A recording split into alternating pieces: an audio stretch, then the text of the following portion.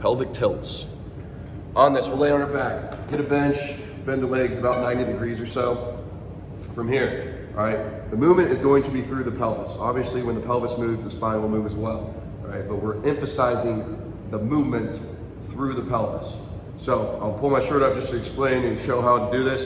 So the first is going to be an anterior shift of the pelvis. So that will mean our back, all right, will start to arc. There will be space off the ground when we're doing this, all right? That's an anterior shift. So I'm shifting my pelvis as far forward as I can.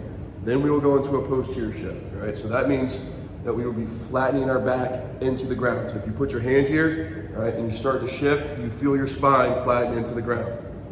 When we're doing this, all right, the goal is to hit a deep core muscle called the transverse abdominis, all right?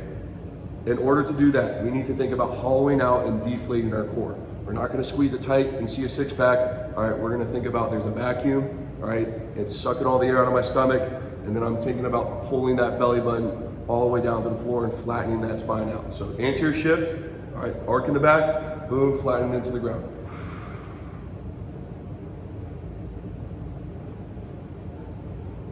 Allow the breathing, all right, to get you to that bottom position.